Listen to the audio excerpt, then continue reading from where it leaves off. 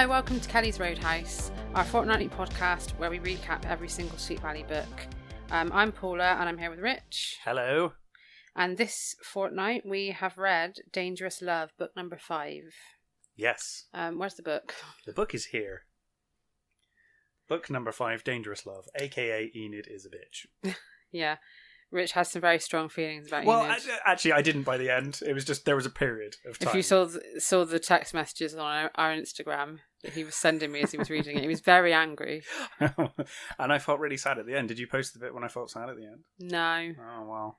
There we go. You didn't message me about... Oh, that I did. bit. Yeah, I remember. I said that it was really sad, but Yeah. I'm sure Liz would be an insufferable bitch again. It's In an no time. emotional incident. Yeah.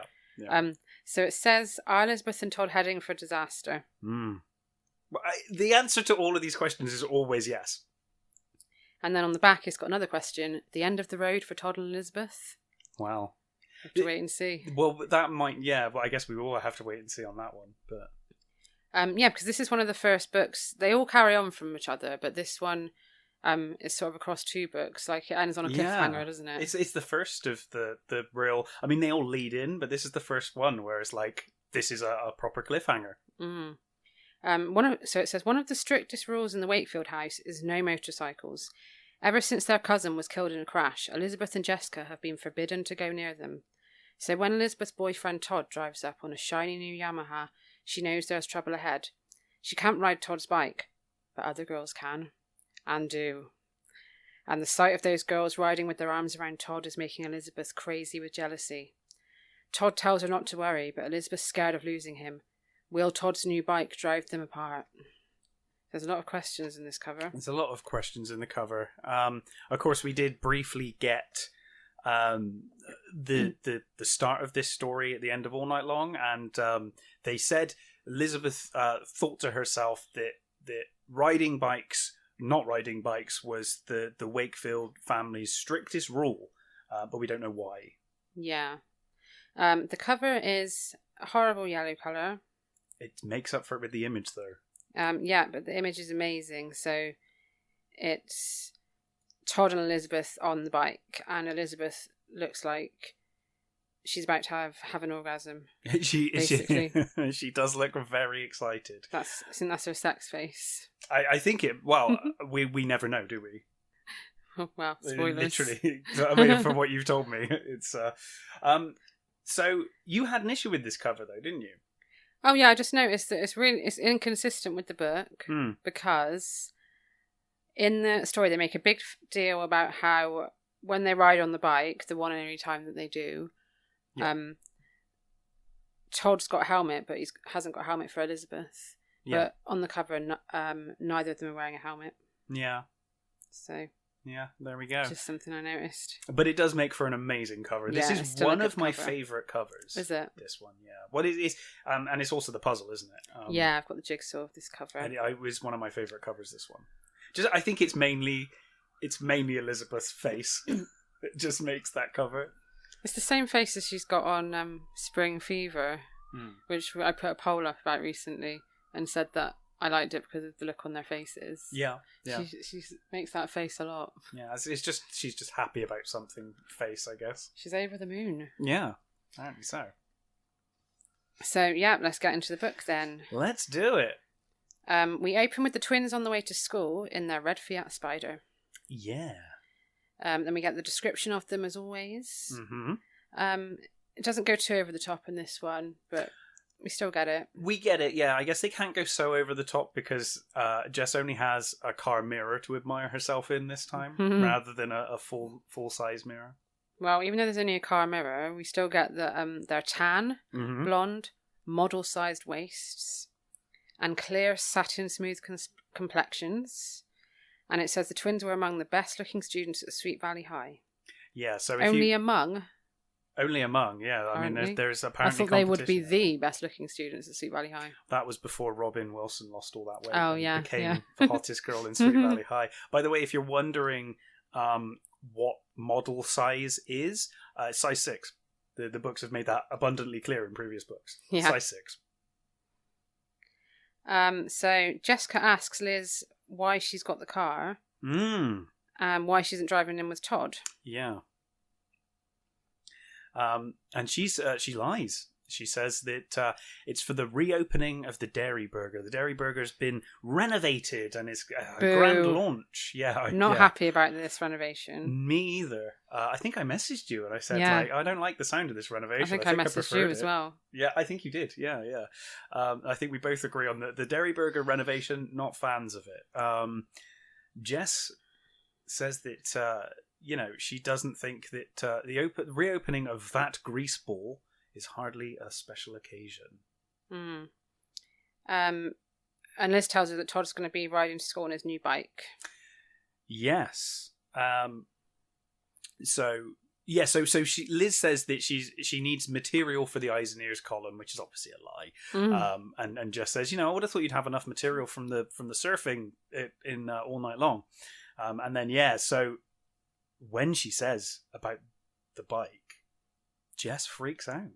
Yeah, she says, here's Todd claiming to love you and he gets that awful machine, but he knows you can't ride on it. Yeah.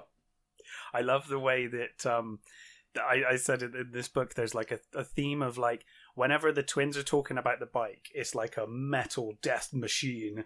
And then whenever Todd's talking about the bike or it's about Todd, it's like almost pornographic with how much this bike is beautiful and so chrome and lovely and polishing my chrome exhaust. It's like a woman. Yeah, well, I guess. And I mean, Liz does get very jealous of the bike. So, as we will see. And then Liz admits to Jess that she hasn't told Todd she can't ride on the bike. Yeah. And Jessica's shocked that they haven't discussed such an important issue.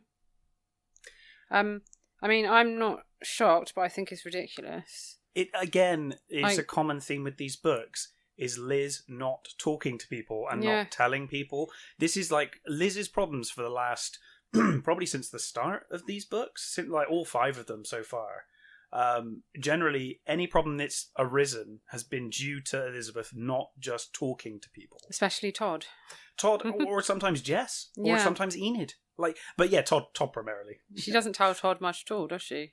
No, and then just bottles it up and gets more and more angry. There was and one bit where he thought she was cheating on her, and I know I think we haven't read that one yet. Don't worry. Okay. Spoilers.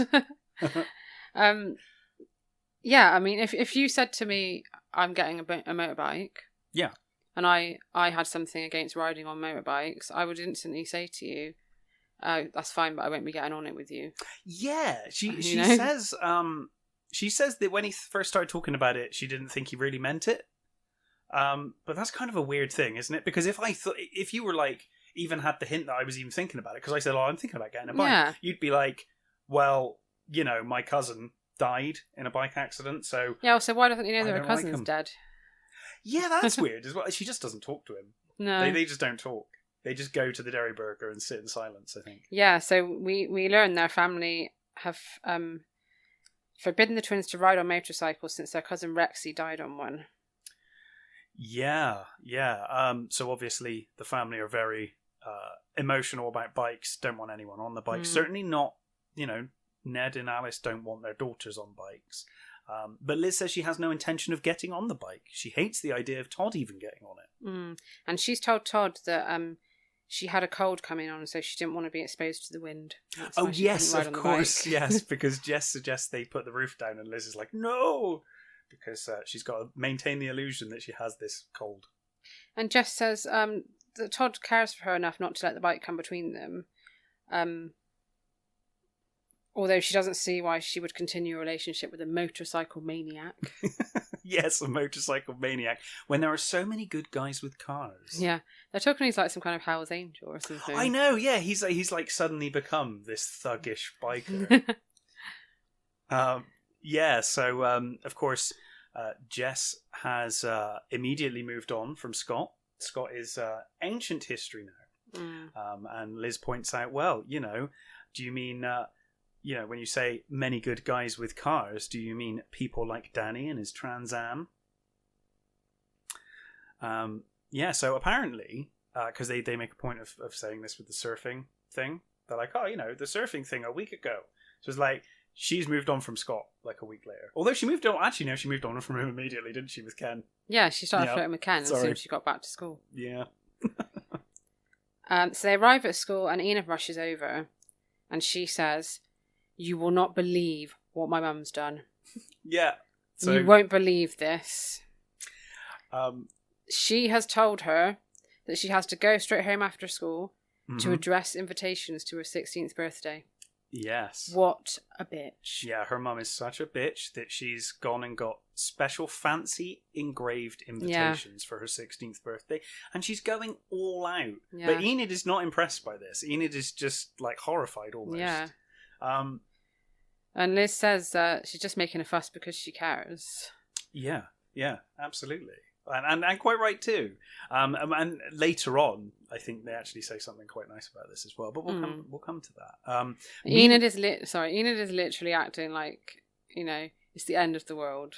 Yeah, she's acting like it's the 16th. worst thing that's ever happened. It's like it's a 16th birthday party. I would love, because obviously we have read this, I would love it if my parents did what she does. I know. It sounds awesome. I know. I was like, for my 16th, I'd be so impressed. And me. Meanwhile, I think I went to Deep Pan Pizza for my... I did. I went to Deep Pan Pizza for my nice. 16th. With the all-you-can-eat buffet. Yeah, and there were only 5 of us. Yeah.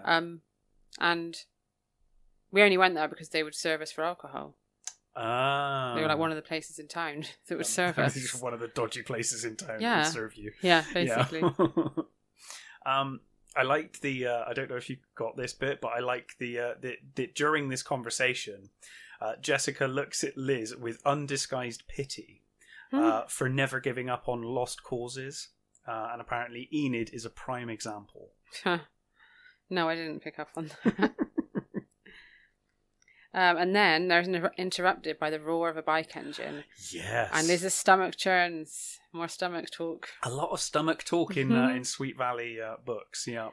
Apparently Todd looked even more attractive than usual, cutting a sexy, self-assured pose astride the shiny black bike and wearing a soft leather jacket that hugged his long, trim body.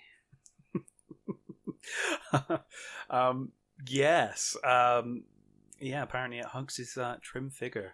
Very, very impressive. And then Max and Guy from the droids come over and they start admiring the bike. Yeah, they ask, they say, pretty powerful, huh? And Todd replies that it has all the power he will ever need, stating he will be driving it everywhere as long as there isn't rain. And then Liz notices a hot pink helmet attached to the side of the bike. And she realises that Todd's bought it for her. Yeah, she feels a wave of dread wash over her. And he asks if she wants to take a spin, but she says that she has to go to the Oracle office. She runs away. Yeah. She kisses him on the cheek and runs away. She's always running away. Yeah, she is. She's always running away from her problems instead of just talking about them. I mean, I guess at this point it's a bit late because he's bought the bike now.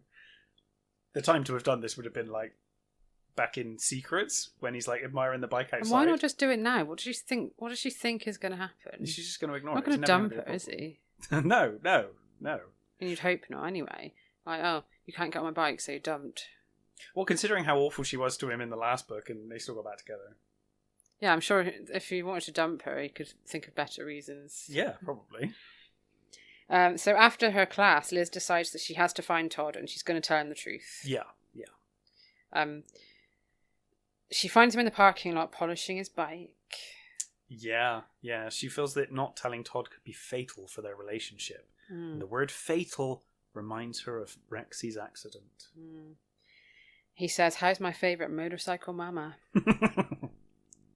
And he says he thinks the pink helmet will look terrific on her. How can a helmet look terrific on someone? Helmets, I don't think any helmet looks good on anyone. Like, it doesn't look bad or good, it's just a helmet. It's like, just, well, and also it's just going to mess up your hair and just, it's not going to be good, is it? He asks her to try the helmet on and she says, "No, I can't." And he thinks it's because of the cold. Yeah. He says, "Don't worry, I'm not expecting you to ride the bike yet, just to try the helmet on."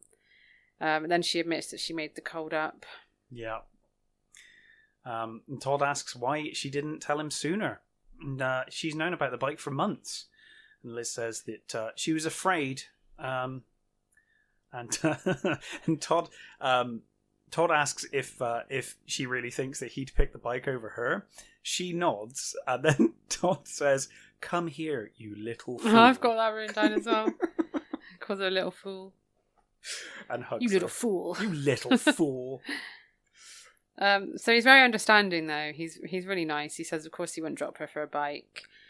And she says she's just worried about him. Yeah. But that she never want him to not ride the bike because of her. Yeah. And he says he's got no intention of giving it up. And that he's a very careful driver. But he feels sorry for her because she'll never experience what it's like to ride. The joy of being on these two-wheelers. Yeah, then there's a really over-the-top description, isn't there, of riding a bike. Yeah, on a warm summer's day. Yeah. Which the best part. Have you got the description? Not all of it, no. Okay, what bit have you got? I've got, she'd feel the wind wrapping around her, and she'd be a part of the scenery rather than just watching it. So that was the bit I was most amused by, given that I know that she becomes part of the scenery by the end of this book. Liz can't understand how he could feel relaxed on a bike. And, this is one of my favourite bits, she's also disturbed by his choice of colour. Black. The colour of death. It's a goth bike. It's a goth bike. And black leather. He's all in black. The man in black. She wishes that she could share in Todd's excitement, but she finds it hard to think about anything but the £500 between his legs at 50 miles per hour. Yeah, well, that's what I mean. This book, it goes between like pornographic descriptions of this bike or like absolute death machine. Yeah, £500 between his legs at 50 miles per hour. Pretty big. It's pretty big. I didn't pick up on that. And then Todd asks, "You're still scared, aren't you?" And I was like, "Well, obviously, it's only been 5 seconds." I'd be scared if a man had £500 between his legs as well, to be honest. Depends what he does with it, I guess. So Todd... As you were saying. Yeah, as we were saying. Todd thinks that, what happened to Rexy is a tragedy, but it won't happen to him because he believes that all accidents in the world are only caused by people not being careful, and he's very careful, so it's just he'll be fine. Which I thought kind of shits on Rexy a bit to suggest that Rexy wasn't paying attention. But he says that he's going to speak to Ned and Alice. Yeah, he says. He says that, if your parents change their minds, would you ride on the bike? And he offers to go and talk to them that night. Yeah, at 7:30, which I started thinking, oh, that's 37 backwards. But as you pointed out to me, I'm probably getting a bit number 23 too far into this. Yeah. Jim Carrey film number 23. Just sees it everywhere. He says he can't eat lunch with her because he's got to meet Mandy Farmer and Winston to work on their Save the Whales project. But he'll see her later at the Dairy Burger reopening. The big reopening. I want to go to the Dairy Burger reopening. I want to go to the Dairy Burger before the reopening. Yeah, I'd rather go before, but, I'd take it. I'd go now, for sure. So it's now a modern shithole with no character. Yeah, so they're there, and I don't like it. No. It's been redone in the wood and plant style look, apparently. Yeah, that's a look. I think I know what they mean. I know what they mean. It's really generic and oddly enough, there was particularly a cafe that you loved that basically got renovated into what I would call that style in Bedminster. Oh yeah. It's kind of become that style. I don't think they listen to this podcast. It's fine. So there's helium balloons everywhere and bumper stickers saying "I love the Dairy Burger" on them. The red vinyl Formica tables have been replaced with wood ones, apparently. So we love the American diner look. Yeah. We're big fans of that. And one day we want a kitchen with a booth in and stuff. That's our plan. Yeah. So this is horrifying. Yeah, I was horrified reading this. Mm-hmm. But it does have a new games room. Yes, it does. Which made me happy. Yeah, it makes me happy. Oh God, yeah. Is it time to talk about the Dairy Burger's disgusting sounding new special? Oh God, yeah. The hot clam special. Yeah, apparently Liz decides to try it as it's a special occasion. A way to ruin a special occasion. Yeah. Also, isn't this a burger joint? Are they making a burger out of hot clams? it just sounds absolutely disgusting. Yeah, it's described as a concoction of clams and a mysterious batter that's as heavy as a lead bullet. I don't want to eat anything that's described as a concoction. No. Or mysterious. Mysterious. Any yeah. food that's got the word mysterious in is never good. I want no mystery in my food. No, I want to know what it is. Yeah. And Jess arrives with Danny Stifer. Yes. He's driving fast. Too fast. And he crashes into the rear of Crunch McAllister's purple van. So Crunch was a star football player in Sweet Valley, but had an injury, a knee injury. So he's a bit upset, and Yeah, his career was cut short. Yeah. So he dropped out of school, and he started working in construction. Yeah, so he's a big strapping man, and he's very angry because his prized purple van has been hit. Yeah. We also learn he spends a lot of time in the Shady Lady. This is across the street from the Dairy Burger getting beers. So it's another dodgy bar. It's not as good as Kelly's Roadhouse. Obviously not. Obviously not as good as Kelly's Roadhouse. I said to you, imagine if we called our podcast The Shady Lady instead. Yeah, I think we will get the wrong idea. Yeah, they definitely will get the wrong idea. Although people keep thinking I'm called Kelly. Oh, I haven't listened. I made a movie called Annette, and I get emails for Annette all the time. It just happens. Yeah, because I commented on a bookshop post and asked what their opening hours were, and they were like, "Hi Kelly, our opening hours are blah blah blah." I'm not Kelly. They actually think your last name is Roadhouse. Yeah, and my middle name begins with an S. Kelly S Roadhouse. Yeah. So yeah, he's very angry, like you were saying, and a crowd forms around them. Yeah. And Crunch has got Danny by his jacket and throws him against the van. Yeah, Bruce says 10-1 that Crunch decks him. He's about to beat him up, but then they're distracted by a loud noise. Yes. Yeah. So, what is the loud noise? It's Hero Todd on his bike. So they make it... this gets Come blown to save out the day. of all proportion, right? Yeah. So Todd just turns up on his bike. Yeah. But to everyone is like the shining knight who's saved... heroically saved Danny, when all he really did was turn up on a bike and Crunch got distracted because he really likes the bike. Yeah, basically Crunch forgets about Danny and he starts like wetting himself over the bike. Yeah. Like, oh my god, I love your bike. So as Todd pulls up, Danny looks over at Jessica and he immediately knows any chance he had with her is now gone because Jessica only went for winners. So I guess he just knows how shallow Jessica is. Yeah, they didn't even get to the fight though. No, I know. Just the fact that he showed fear is enough. Apparently, that Jessica's like, nope. Why doesn't she go out with Crunch then? Go to the Shady Lady with him, get involved in another scandal. Exactly. Yeah, yeah. So Todd says that Crunch McAllister can take his bike for a spin around the block if he wants. Like, why would you do that? Why would just you hand this guy who presumably is drunk? Yeah, he's like literally been drinking and you can take my new bike for a spin. Yeah, but of course Liz isn't worried about that. No, she's paying more attention to Mandy Farmer. Yeah, who was on the bike with Todd. A tall, shapely girl with long black hair, and she was wearing Liz's pink helmet. Scandal. The fucking nerve. So it makes a point of saying that Mandy has her arms around Todd while riding the bike. And Liz can't help feeling jealous. Yeah. To make things worse, so she goes up and says that, she feels silly despite feeling jealous. She feels silly for feeling jealous. And she reminds herself that Mandy is a friend who wouldn't do that to her. So she joins them outside, where Danny is basically thanking him for Crunch, but Todd's like, I don't know what you're talking about. I don't know what you're talking about. So it gets worse though, doesn't it? Because then the owner of the Dairy Burger comes out. Yeah. First of all, though, we get Crunch coming back with the bike, and he tells Todd to let him know if he ever wants to sell it. Yes. That doesn't sound important now, but there's a reason for that little bit. So. Yeah, there is. And Todd says he will. He plans to keep it until the bike dies of old age. Yeah. And then,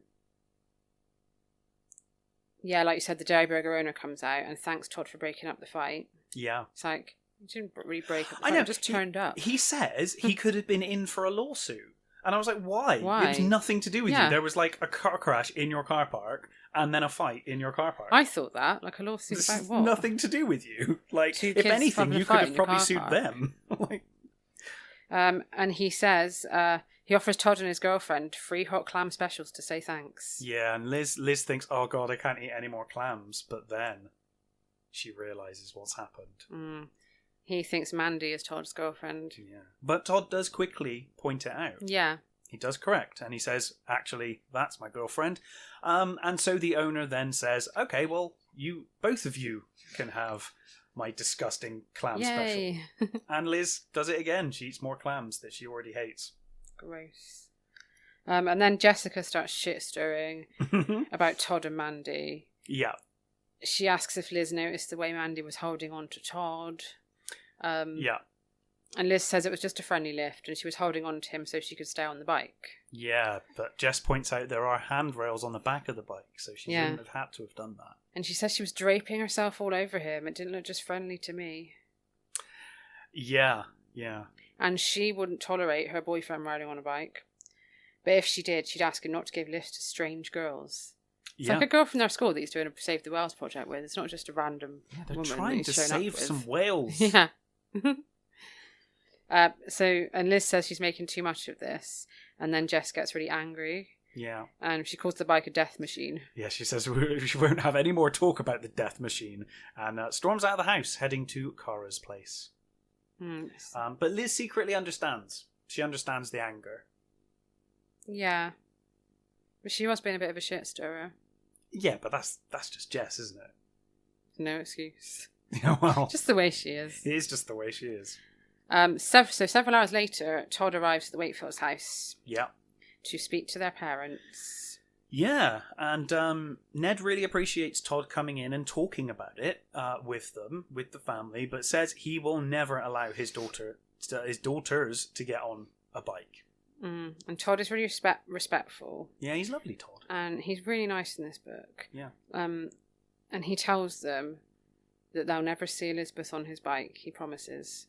Yeah. Which, I noticed the wording of that. He keeps his promise because they don't ever see Liz on his bike. Yes, you pointed that out to me yesterday. I was like, oh yeah, actually he doesn't you're right. say, "Oh, I promise you won't get on my bike." He's like, "I promise you'll never see Liz on my bike." Yeah, I guess technically he didn't lie. No. Liz is secretly relieved at her parents' decision because she's actually scared of getting on the bike anyway. Yeah, it's kind of it's kind of sorted her problem for her because she's just not allowed now. I've never been on a bike. I think I'd be scared. Yeah, I've been on the back of a bike once and it was terrifying. Was it? Yeah. So Liz starts on her homework. Oh, can I just say before that, Liz is just this is standard Liz. Okay, so Liz then puts her arm around Todd's well-muscled torso, proceeding to demonstrate that riding a motorcycle wasn't the only fun available to him. So then Todd suggests that he stays longer, and Liz immediately shoots it down and says, "No, I've got homework to do." It's like, why did you tease him then? You were like, "Oh, hey." You're like, "No, I've got homework." Bye. So yeah, she goes and does some homework. Yeah, and she's interrupted by Jess barging in. Yeah. So Jessica wants to be fixed up with Enid's older cousin Brian. And she asks if he's going to be at Enid's party. Yeah. Liz always feared this day would come. She knew that sooner or later Jessica would be squeezed between her and her best friend. Yeah, because Liz is like, well, I can't ask Enid to do you any favours after what you did to her. Yeah, in Secrets, which obviously you can listen to on Podcast of Secrets. So they're referring to the letters and George. Yes. And Ronnie, was it Ronnie? Yeah. Yeah. That prick. I hate Ronnie. Yeah, well... I absolutely hate Ronnie Edwards. Can't stand him. Yeah, and funny enough, Jess does bring that up.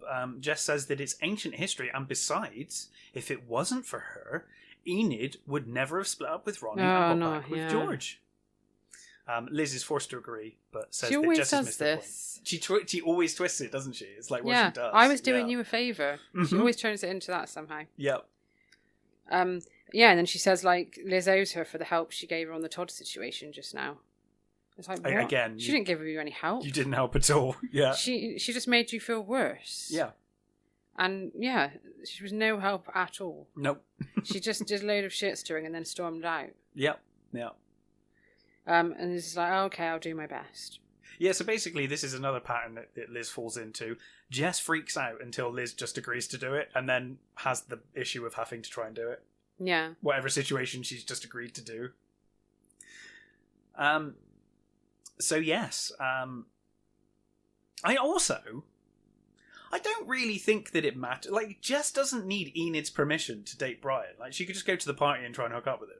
Yeah, she could. I was like, this is just like a situation they've created for themselves. Like, yeah. She could just go to the party, find Brian, and I guess because she wants to like kind of walk in with him and be like, but it's like you could just go to the party and get with him. Yeah. He's either going to be interested or he's not, right?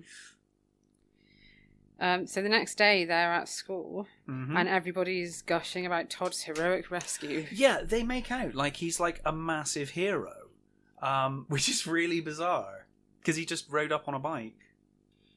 And Liz plays it down. I think she's a bit pissed off. I mean, I would be. Yeah, I really don't blame her. She actually says like it wasn't that heroic, but then she realizes that she's being down on Todd without meaning to be. But she changes the subject to Brian. So she asks Enid how Brian is, and Enid says, this is really weird. Enid says he's been doing weights and he started to fill out. He's really started to fill out. And that he's still cute. And why'd you say that about your cousin? Yeah. They're interrupted by Todd pulling up. So Liz doesn't get a chance to bring up Jess. No, and Liz feels her stomach tighten as she realises that it's Todd on the bike. But she walks up and kisses him anyway. And Enid gives him their party invites, and Todd says that it clashes with his grandfather's party. Yes. Enid also says that her mum is going wacko over this whole affair. I think she's the one going wacko over the whole affair. 100%. Her mum's being really lovely. Just have the fucking party and enjoy yourself. Yeah. She honestly makes it sound like her mum's like keeping her inside or like, you know, punishing her for something. Yeah. It's like she's being really lovely and spending a lot of time and money on your 16th birthday. It's a big thing. It's like the 16th party. Absolutely. And yeah, he says his grandfather's party's in the afternoon, and so we should be able to make both. And then he offers Enid an early birthday present. Oh no. A ride on the bike. Yes, and Enid. So this is where you got angry. This is where I got angry, yeah, because I thought Enid as a like, if my best friend had this situation, I wouldn't then get on the bike because I'd be like, I know how you feel about this, Liz. I'm not going to do that. But the thing is, like we've already said, Enid doesn't really know how she feels because she hasn't told Enid. Well, Enid knows that she doesn't like bikes. Yeah, but Enid doesn't know she's upset about it or anything. That's really. true. That's very true. But I guess she knows that she's scared of bikes, and then that would be her and her. It would be like her boyfriend and her best friend potentially dying on a bike. Yeah. It's more what comes next that bothered me, though. Okay. If we're being honest. Because Todd says he was going to take Enid on a quickie around the block. But then, God, the innuendos. The innuendos, yeah. Strong. Take her for a quickie around the block, but then they don't come back. And poor Liz is left there holding Enid's stuff, and then has to get on the bus crying. That's really nasty. I was laughing at this bit when I read it. Because it was like she gets on the bus alone and she blinks back her tears. They make it sound like it's the worst thing that's ever happened in her life. Yeah, yeah, it did actually make me laugh. Because they're meant to be coming back. Enid's like, I'll hold my stuff until we get back. But then they just don't come back. No, they just go. And Liz doesn't know how much more she can take. No, she's reaching breaking point. She can't stop imagining that every girl Todd rides with could take her place. Even Enid. Even Enid. Liz's French toast breakfast sits even more heavily upon her stomach thinking about Todd with Enid. So she decides to go to the Oracle office to work on her column. Yeah, to take her mind off. And then on the way she passes the library. What's she see in the library? Well, unfortunately for her, if she'd looked the other way for a moment or got distracted for a second, she never would have seen it. But the library has glass doors. And through the glass doors, she sees Mandy and Todd. Mandy resting her arms on Todd's shoulders. Mm. So basically, she's only doing that because they're looking at the same book. Yeah. But of course, obviously, if you just walked past and you already felt insecure about that situation, it would look worse than it was. I absolutely don't blame Liz for feeling this way at this point. No. I can see what I can, like, usually in these books, they always make it like, oh, this is ridiculous. Why would you think this? This one, I actually felt for Liz, and I was like, yeah, no, actually, I can well. see her reasoning, and I can see what she thinks. Yeah. Yeah, especially because later it is actually confirmed that the bike does have the rails that she could have held onto rather than Todd. Yeah. It's horrible to ride a bike that way, which I guess is why she didn't do it. But again, it gives credence to Liz's suspicions. Yeah. Jess wishes she could be more like Jessica and just stride over, kiss Todd, and breezily ask how things are going in the whale-saving game. The whale-saving game. Yeah, which would make it clear to Mandy that Todd was off limits. But instead, she just runs away. Again. Yep. And she heads to the Oracle, and it's time for one of my favourite parts of every book. It's the Mr. Collins gives sage advice part of the book. Yeah, so Mr. Collins is looking especially handsome today. Especially handsome. He gets more and more handsome with every book. He's in a blue crew neck sweater with jeans and a tweed jacket. That's a good look. He notices Liz is upset and asks if she wants to talk. Yeah. Of course she does. Of course she does to Mr. Everybody Collins. wants to talk to Mr. Collins. God, do you know, I'd love to meet... Mr. Collins would have all the gossip, wouldn't he? If you got Mr. Collins drunk, he could literally tell you, like, oh my God, the stories. I bet he loves it. Of course he does. Of course he does. So she says she better talk before the white coats come and take her away. Yeah, and of course it all comes out. And Liz, Liz spills the beans on Todd, Enid, Mandy, everything. And he makes a good point. He says even though Todd's a basketball player, it doesn't mean he's interested in dating one of the girls from the girls' basketball team. And that she doesn't want to date every guy who shares her love of literature. Yeah. It's an interest in nothing more. Yeah. But she says she knows this, but she just can't help it. And she even says she hates feeling the way she feels. She just can't help feeling that way. And he says that her reactions prove that she's just a normal person. Yeah. And that every sensitive person has these feelings. Yeah. Yeah, and it's part of everyday life, dealing with emotions. But he does suggest that she speaks to Todd, because Todd's a lovely man, and it'll clear things up if they just have that conversation. Yeah. And then we cut to the cafeteria. Enid asks if Liz is mad at her for riding with Todd. Yeah, Liz says that it's fine. She says she's going through a rough time, but doesn't really want to talk about it right now. Yeah. She does have something she does want to talk about, though. Yeah. So she asks Enid if she can fix Jess and Brian up. And Enid says no. Yeah. Enid says, "You're my best friend in the whole world," but the answer is no. She says Jessica hurt her very deeply. Yeah, she did. She was horrible in that. She was horrible. She was really horrible. I mean, the outcome worked out better, I guess, but the reality is... And she's been horrible to Enid ever since, as well. In every book, she's horrible to Enid. She holds grudges forever. Like, she's horrible to Enid. She's still horrible to Todd until the end of this book. But she's just once she's horrible, she seems to make her mind up about someone, and that's it forever with Jess. Yeah, so she, Enid quite rightly points out that, while obviously she's happy with George now and things worked out for the best, Jess has not once apologised for what she did. And Enid also brings up Danny. She's like, well, what about Danny? And Liz just says, well, I don't think Jess takes him seriously anymore. Purely because Crunch grabbed him. Yeah. So then Todd rushes over and he tells Liz he's crazed. Yeah. He kisses her on the forehead, but no connect the dots kisses. Which I was disappointed about. Yeah, we need another one of them. We do. I hope they come back. I hope they come back. I don't think they do. Damn. That was a good kiss. I've started giving you connect the dot kisses. You have, now. Yeah. I love it.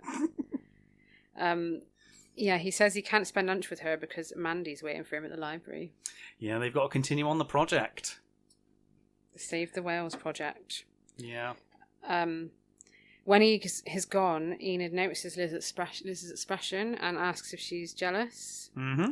And Liz explains that she is jealous of other girls, but it's because they're sharing something with Todd that she never will. Yeah, it's the bike that really bothers her. It's a part of Todd's life, and now others, but not hers. Yeah, which I can understand. Yeah, I totally understand. Put it like that. Yeah. So at least she's admitted it now to Enid, at least. Yeah, she's confided in her friend. And Mr. Collins, obviously. Yeah, obviously Mr. Collins. And then after school, Guy Chesney from the Droids bumps into Liz. Creepy guy. And he offers her a lift to the Dairy Burger. Yes, since Todd's not giving her lifts anymore. And she accepts. And they make a bit of small talk in the car. They chat about the band. And we find out that the Droids are playing Enid's party. Of course they are. The Droids are playing Enid's party. He also well done, mentions... Mrs. Rollins. Yeah, I know, You've done right? good. She did great. She's done fantastic work here. The best band in town. The band that makes every dance Sweet Valley's special. answer to the Rolling Stones. Sweet Valley's answer to the Rolling Stones, but far more cheaper. They are playing Enid's party. Guy also mentions that he thinks Dana's voice is better, or Dana's voice is better, getting better and better, which I think must be all down to the Diet Coke she drinks, Yeah. which she uses to protect her pipes. And she asks why he's not riding with Todd, and she just says personal reasons, because apparently all day people have been asking her that. Yeah, it's just like, why aren't you getting? I don't think people notice even like that much. No, not really. Like, yeah, all day people have been asking me. Yeah. And he says he'd give her a ride anytime, and a closed car can be a lot more fun than a motorcycle. Yeah, creepy fuck. And he basically starts trying to force himself on her. Put his arm around her. Yeah. And, Liz says, we are only friends, just friends. Yeah, she's relieved when they get to the Dairy Burger. Yeah. She can get the fuck away from him. Yeah. It's really funny because in the space of like a paragraph, it's gone from Liz being really impressed that Guy is like changed because he was really uptight and an asshole in Playing with Fire. And she's like, oh, she's really impressed with how he's changed. And like, he seems much more calm and nice now. And then by the end of the paragraph, he's been really creepy. And she's like, I need to get out of this car. Go, goodbye. And then when she gets out of the car, she goes over to Todd and he follows her. Yeah, Todd gets visibly annoyed. It turns out he's only following her because she's forgotten her books. So he gives her books back to her. And he gives her a flirtatious wink. Yeah, and he says, remember what I said. So she goes and sits with Todd. And she decides to order the clam special again. Yeah, because apparently she hated it the first 2 times. She's going to order them again. And it says she wants to give it one more chance. Why? Why? You didn't like it. Not going to change. I've never done that before. Like, if I eat something horrible, I'm like, I'm not eating that again. Yeah. Like, once is enough. Let's give it one more chance. Let's give it one more. Let's give it 3 chances. Yeah, actually, it would be 3 because she got the free one. It's just bizarre. And Todd wants to know what she was doing in Guy's car, and he says he doesn't like her riding with other guys. Yeah, well, yeah. This is it, isn't it? He admits he's jealous. But, I mean, he's come out and said it straight away. Yeah, I mean, at least he does just straight up say it. Yeah. She starts laughing at him. Yeah. And, of Bit course... harsh. Well, yeah, but then they start talking. And, obviously, she's realising that they're both jealous and both being very silly about the other. And she explains how she's been feeling and that she didn't tell him because she didn't want to sound demanding. Mm-hmm. And he's really nice. Yeah, he's lovely. Todd is lovely. He says that now he knows it bothers her, he won't offer other girls rides because she's the only girl he wants to ride with. Yep.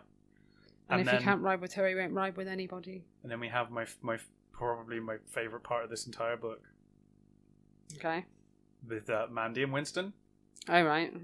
Go on. So he says, you don't have to worry about Mandy. And he points over to a booth where Mandy and Winston are sharing chips, looking lovingly in each other's arms. They're not just sharing chips, they're feeding each other chips. Feeding each other chips. And Liz asks, wow, when did that happen? Todd says, they both discovered that they have this thing for whales. So it's a good basis That's for a the relationship. basis for any good relationship, is having a thing for whales. It's like what you should put on your Tinder bio, not you. Having a thing for whales. Must have a thing for whales. Yeah, having a thing for whales is the opposite of having a thing for offshore oil rigging. Yeah, offshore drilling. Offshore drilling, sorry, yeah. Believing in offshore drilling. So that night, Enid calls Liz and she says she's changed her mind about fixing up Jess and Brian. Enid. She's had a talk with George who made her realise that she can't keep punishing Jess. Yeah, But leave the past in the past. Jessica's still really horrible to her, though. Yeah, Jess is still horrible to her and is not going to be any nicer for her doing this. But yeah, apparently she is going to forgive Jess and do her a favour, but then continues to slag off her mum. Yeah, and she starts going on about the party again, how she's upset that her mum's putting so much effort into the party. Yeah. Like, for fuck's sake. Yeah. But Liz finally makes a very good point. She says, it's not just for you. The party is also for your mum. It's a celebration of how far you've come since the drugs. It's a celebration Since that the you've bennies. made it. Since the bennies, yes. And then Liz goes to find Jess, who's looking in the mirror Yeah. and complaining about her hair being lifeless. Mm-hmm. And Liz tells her that she's got a date with Brian, Yeah. and she's thrilled. She is over the moon. She starts looking for an outfit in the compost heap. Yeah, and Liz offers her a green spotty dress with puff sleeves. It Yeah, sounds I know. amazing. Like, it sounds really cute, but like It does. it just doesn't sound like something Jess would wear. No, I immediately thought I wanted it. I thought you'd want it. When I read it, I was like, that sounds like something Paula would love to wear. Yeah, so let's go to the party then. At the country club. Well, yes. Yeah. There is also a brief mention that Jess appears excited when she mentions that Lila told her Bruce is interested in her again. Oh, God. Which I was like, what are you doing, Jess? What are you doing? But yes, so it's off to the country club. So Enid's mum. Let's just talk some praise about Enid's mum for a moment. Okay. Here, because Enid's mum has booked the entire country club. She's done that an can't be amazing cheap. job. She's decorated the place with plants. Maybe she stole them from the dairy burger. I don't know. But so the place is apparently completely transformed for her ungrateful shit of a daughter. Yeah. And to mention the outfits, Jess is looking great, apparently. She's in a black and white satin jumpsuit and long black and white earrings. I like the dress better, but that does sound quite cool. Yeah, I like that she was obviously like, thanks, Liz, but no. And Brian is also looking great. And in an Egyptian cotton dress shirt and charcoal grey pants. Very Sounds a fancy. bit fancy for a teenage boy. It does, doesn't it? Do you think Brian is Enid's older cousin that told her about the university slumber parties with the mattresses on the floor? Oh, I hadn't thought got about wild. that. Yeah, I think you're probably right. Yeah. I think you're right. And yeah. remember in the last, was it the last book? It was the wasn't last book that, Yeah. because Scott and the party at Scott's on the beach. Yeah, Enid was like, I've heard about these parties from my older cousin. I hadn't thought about that. They get Well a bit done. wild. Yeah. So yeah, they both look great, and they immediately ditch Liz. Yeah, who is obviously waiting for Todd. Todd's running late. Yeah, because of his granddad's party. And they tell her though that they'll give her a lift to the club later. Yeah, because after the country club party, they're all moving on to a club called the Caravan. After midnight. Yeah. So there's this new club, New venue. the Caravan. It's Sweet Valley's newest rock club, apparently. It sounds awesome. It does. But again, I'd be like, my mum's hired this place for the night. I guess they might only have it until midnight. Maybe they've only got it until midnight. Yeah, okay, fair enough. I'm just like, I'm determined to like be like, Enid was horrible in this book. I don't know why I got that impression. I just did. So Liz is just hanging around waiting for Todd for ages. Yeah, people start to filter out. So instead of going to find some of her friends to chat to and other people from her class, she goes to find Mr. Collins, who for some fucking reason is at the party. Yeah, so he says something about like, oh, he's going to help look after people while Enid's mum cleans up or something. Apparently he's going to chaperone them to the Caravan. This sounds very dodgy ground for a teacher to be I know. like, doing any of this. I think teachers usually go out of their way to avoid situations where they'd be alone You with don't students like chaperone this. Like... kids to a nightclub either. No, yeah, and also you're encouraging them to go Weird. out on a. Yeah, I'm not sure here. I've always thought of Mr. Collins as quite a charming, lovely, handsome man, but now I'm like, this is a bit weird. And he's single as well. And he's single, yeah. So eventually, Should have got with Mrs. Dalton. He should have, yeah. Eventually, Todd phones the club, because obviously they didn't have mobiles in those days. No. So I guess it's called the Country Club. And he says he's on his way, but he has something he has to do on the way. Yeah, it's a surprise. So Liz feels better, and she tries to enjoy herself. Mm-hmm. But at midnight, he still hasn't arrived. No. I'd be fuming. I would be as well. I mean, like, come on, how old's your granddad? Like, is he still partying at midnight?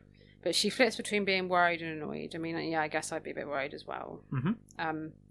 Enid and George offer her a ride to the caravan, but she says that she should wait for Jessica. Yeah. Who she hasn't seen all fucking night. Yeah, Jessica and Brian disappeared earlier in the night. They walked in together and then disappeared. Disappeared to make out. Yep. Well, we know where they're going, because there's only one place you can go to do that. Of course. Definitely. So apparently Enid's mum has told Liz that she can get a lift with her if she needs one. Yeah.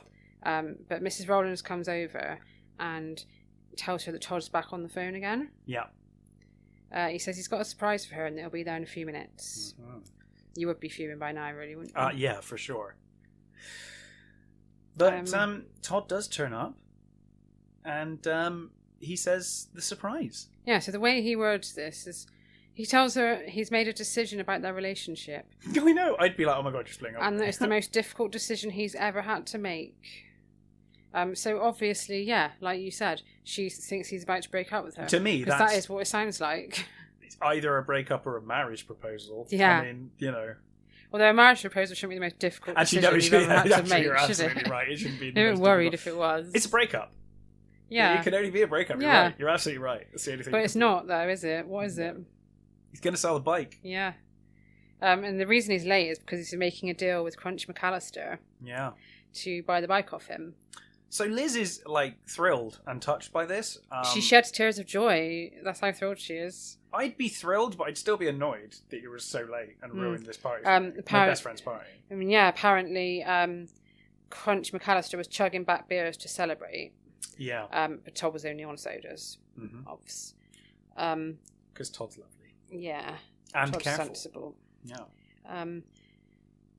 And he tells her he hates having to meet her at places instead of arriving with her. Yeah. And he hates watching her depend on other people. Mm-hmm. And that the bike just isn't worth it because she's the best thing that's ever happened to him. Yeah, and that's lovely. It's really nice. Yeah. But everyone's gone, and Enid's mum approaches and says, Liz, I'm not going to be able to make it. I've got to clean up here, but I can order you a cab. Yeah, so Liz looks at the bike, she looks at Todd, she looks at Mrs. Rollins, and then she tells Mrs. Rollins that Todd will take her. So I do not understand this at all. Okay, what don't you understand? I just don't understand why she's been determined that this bike was a death trap. Yeah, I know. The whole entire time, killed Rexy. She's over the moon that he's finally getting rid of it. And now, all of a sudden, nope, I'll get a lift with Todd on the back of the bike. Yeah. I thought it was really weird. It is weird. You're because right. then it's like, well, if you ride on the bike now and you enjoy it, then Todd can keep the bike. So, like, do you know what I mean? Yeah. It's just bizarre. But anyway, she decides. And Todd is, like, really sensible. And yeah, he refuses. He says, like, no, I'm not taking you because I promised your parents. And he points out she's only wearing a dress as well. Yeah. But Liz says it's fine because Mandy did that. And she says that, you know, my parents will never know. It'll be my only chance to ride the bike before it's gone forever. Yeah. And then he says, like we mentioned earlier, he doesn't even have a spare helmet. No.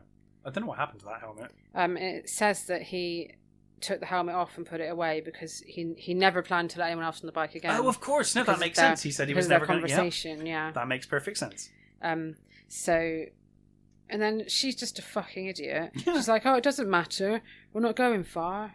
Yeah. It's like, I wouldn't have respected that. At least wear a fucking helmet, for God's sake. Yeah, Todd is like, initially refuses. He's really worried. He says, look, I promised Ned that I would not take you on a bike. And yeah, but eventually she pushes until he agrees, basically.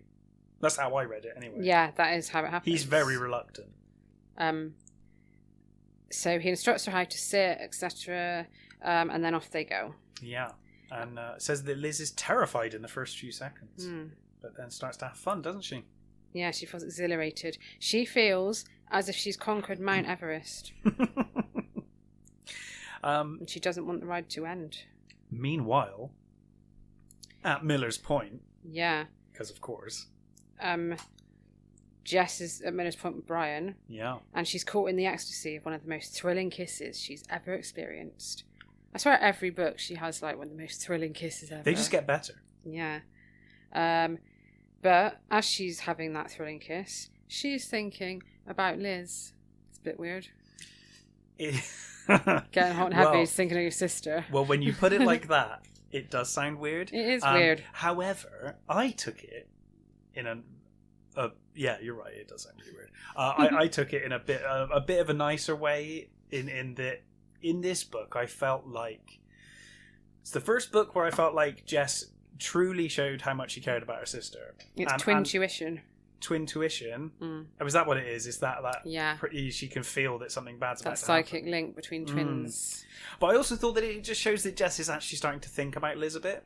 Whereas in the first couple of books, she would never have considered Liz at all. Yeah. She's actually put some thought into it, but maybe I'm giving Jess too much credit. We'll find out. I mean, she doesn't want her sister to die. You know, she's not that bad. She is quite selfish, but yeah. She can't ignore the twin tuition. No, of course not. I think this is the first dose of twin tuition that we've had, but does this become a theme? Yeah. Whenever something bad happens to the other one, they can tell. I don't know if that's true or not. That'll come in handy when they start getting kidnapped and things. Yeah, it does. Yeah. Apparently, it's like she can hear Liz calling her. Okay. So she pulls away from Brian and she tells him that they forgot to pick Liz up. And he's a bit of a prick. He's like, he tells her not to sweat it and that Liz will have just got to ride with someone else by now. I mean, to be honest, he's a bit of a prick, but compared to all of her ex-boyfriends, he's probably the best one so far. He's just thinking with his penis. Yes. But she can't shake the uneasy feeling off that Liz is in trouble. Yeah. And she asks if they can go to the caravan to check on her. Mm-hmm. But on the way, oh God. God. I actually sent you a message saying emotional. I actually got quite emotional reading this because it is, the description in the book is actually really horrible. I sent you the message as well, actually, and I said I forgot how dramatic the ending of this book is. So you sent me that, and I kind of chuckled when you sent it. But then when I was reading it, I was like, I actually got quite emotional. I was like, oh my God, because we were saying the other day, like, is young adult fiction, and as silly as these books can be, they do a really good job of introducing you to these characters, and you feel like you kind of know them. Yeah. And I was actually genuinely getting really a bit emotional about this. I think it just sets the scene really well. Like it describes everything, and you can see it in your head. Yeah, so it doesn't say, they find them there. It kind of starts with them like Brian says, there's like a load of police up ahead. Must be an accident. Must be a real bad accident. So they pull up to the police stop, and Jess notices the bike. Yeah, she notices the purple van parked up first. Oh, sorry. Yes, you're right. Yeah, which is Crunch McAllister's. Who's been slamming beers all night. And then Jess spots the broken remains of the black motorcycle behind it. Yeah. And they stop, and she runs over to the scene. Yeah, but a policewoman stops her. Says you can't go in there, but then Todd approaches. She hears Todd's voice saying it's okay, she's her sister. Yeah, Liz has been hurt. Todd's limping, and he's got tears streaming down his face. And he tells her that he tried to stop Liz, but she wouldn't listen, which is true. It absolutely is true. She insisted, but it's still a horrible scene. Yeah, because then she sees Liz lying twisted and motionless on the ground. Yeah. A paramedic is giving her oxygen whilst another is performing CPR. Yeah. And Jess is distraught trying to get to her sister, but then she sees Crunch. Yeah, she sees Crunch being dragged into a police car, and she throws herself onto him and digs her fingernails deep into his neck. Yeah, saying that she'll make him pay for this. Yeah. Crunch, of course, is very upset and in his drunken stupor. Drunk, yeah. He says, never meant for this to happen. He says that Todd was his buddy and he was going to buy the bike off of him, and he was celebrating. Not an excuse. No. He says, he put him and Todd are buddies, and I put probably not anymore. Yeah. And then Jess rides in the ambulance with Liz all the way to the hospital and keeps telling her she's going to be okay. Yeah, Ned doesn't leave her side, even when they're at hospital. So Ned and Alice arrive at the hospital, with Stephen joining them shortly after. And Jess hasn't left her side. She's been waiting outside the emergency room. And then the doctor comes out and tells the Wakefields that Liz is in a coma, and the next 24 hours are critical. Yeah, they say that... I feel really serious talking about I know. Have you noticed the tone in my voice? Yeah, I noticed mine's dropped as well. I'm serious. I feel like I can't better not joke around too much. No. She's dying, for God's sake. Honestly, the way this is described is horrible. Like, they talk about the IV drip when they're taking her into the truck as well. They're like, oh, it's awful. So then... and they're doing tests to check for brain damage. Yeah, the doctor says she could make a full recovery, but they can't rule out brain damage. Todd arrives and Stephen has a massive go at him. Yeah, and this got to me as well, like, to be honest, because Stephen, I don't really know Stephen, so I kind of expect it from Stephen. To an extent, it's kind of like, well, it's not a surprise to me. But, it's Ned and Alice that gets to me. Yeah. Because they're always so lovely, and obviously now they're like, they've had enough of Todd. And then Stephen says that Todd should be lying there instead of Liz. Yeah. And then who arrives, of course, because he's everywhere they go. It's Mr. Collins. Yep. He arrives with Enid and George, and apparently like a bunch of other kids as well. Oh, yeah, all of these drunk kids from a club night. He just randomly brings them all along. Yeah. He tells the Wakefields that Liz is a very special person to him. Yeah. So it's getting weird. It's getting a bit inappropriate. So he goes and gets a coffee from the vending machine, and he bumps into Todd there. Yeah, because Todd is like some life advice. Todd is like outcast from the waiting room. You know, he's in. Yeah, they want nothing to do with it. Yeah, not allowed to be there. And then Todd explains everything to him. Yeah, he says that Liz insisted getting on the bike. Yeah, and Mr. Collins is really nice. Gives his life advice. He says that Liz made her own decisions. She chose to do it. But then, just as he's giving that life advice, Stephen comes in. Liz has taken a turn for the worst. She could die. Yeah. So the next day, Todd wakes up on a sofa at the hospital and he rushes to ICU. Alice tells him there's been no change, and Stephen basically tells him to fuck off again. Yeah, Stephen lays into him again, saying basically that it should be him and they'll never forgive him. But then Jess tells Stephen to shut up. And she explains to the Wakefields, to her family, that the only reason she was on the bike was because of her. Yeah. She didn't pick her up as she promised. Yeah, she says it's actually her fault. And then they're all like, oh, nobody blames you, Jess. Yeah. Is this piece of shit? Yeah. I was like, for God's sake. But one thing I did like after this, with this tragedy, is that for the first time since Double Love, Todd and Jess make peace, basically. They start talking for the first time since Double Love, instead of just hating each other.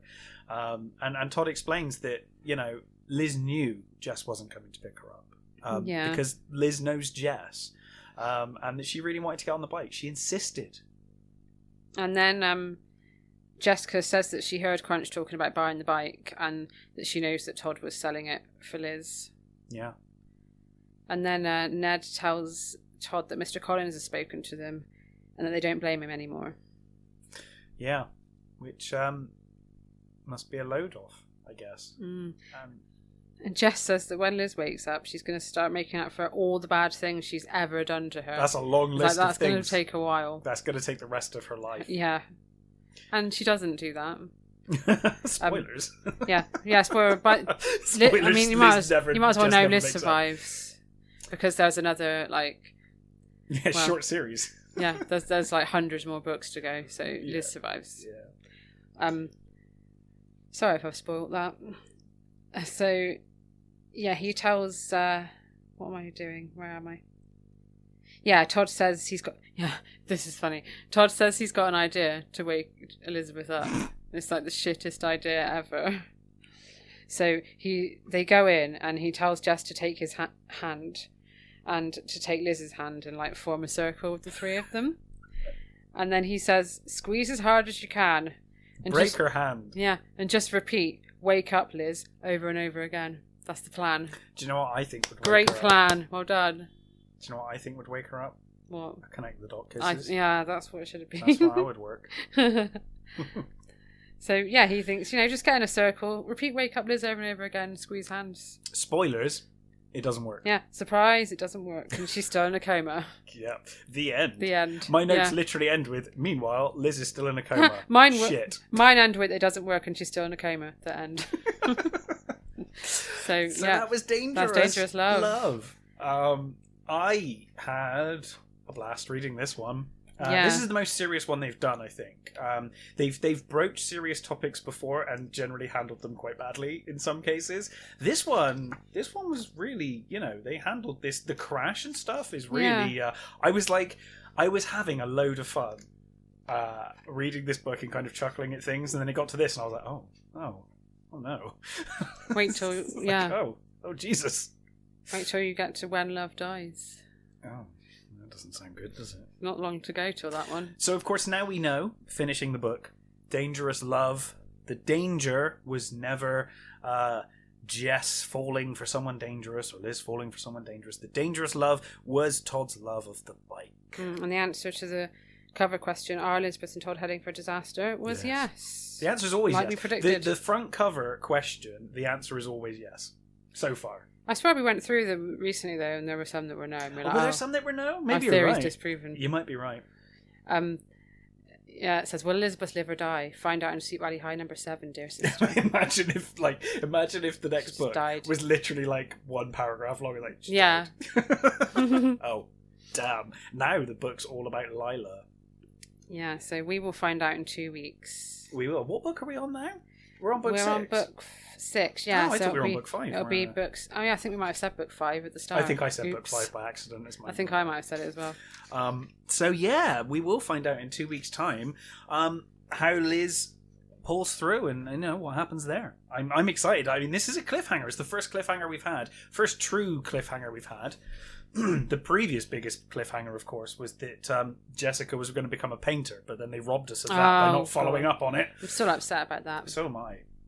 They need to make a new book where she's a painter. Can someone write us some fan fiction? Where she's a painter. If you've got any fan fiction writers on here, just write one about Jess being an artist, please. On the beach. Yeah. Painting. Castle Cove. Castle Cove. Natural Wonders of Castle Cove. And just generally being like, trying to be all like snobby. Arty and snobby. Yeah, that would be amazing. Yeah. Speaking of listeners, you've come up with an idea for future episodes. Yeah, we were going to do it this one, but I'd already read the book, Mm-hmm. so we're going to do it from next time. Yep. So we're going to do Sweet Valley High bingo every episode. Yeah. So we've got we've started a list. Yeah. So at the end of every episode, we'll just go through the list and say and tick off like what happened in the book. Yeah. So far, the list we've got. So this is probably going to change, and if you've got any suggestions for it, let us know. Yeah, comment and give us suggestions if you have some. Rapey behaviour. Yep. Gaslighting. Yep. Don't worry, they're not all really horrible and serious. No. Just the first two were. The number 37. Yep.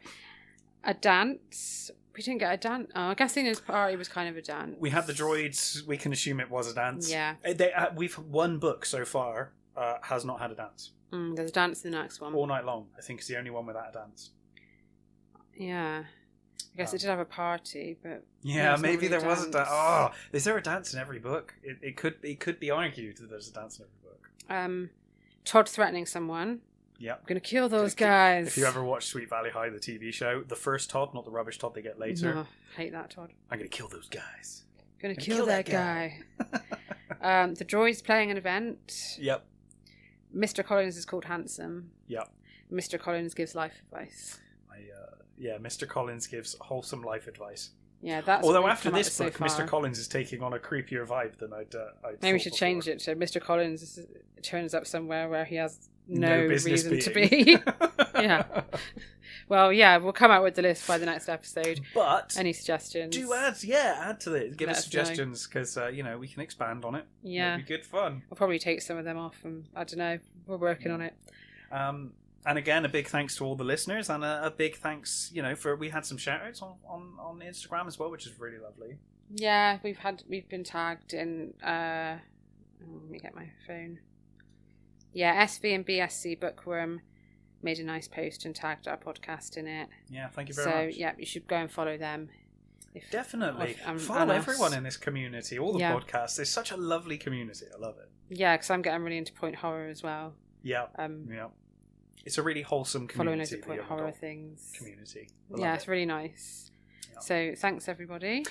And we will catch you next time to find out Liz's fate. What is the next book called? Dear Sister. Dear Sister. And it's a good one. It's a very good one. The way you're smiling when you say that. I've been really looking forward to this one. That after all of this build-up and all of this serious talk, we're in for something very silly. Yeah, it's very silly. I'm excited. Yeah. So thanks everyone. We'll see you in 2 weeks. Indeed we will. Take care. Bye.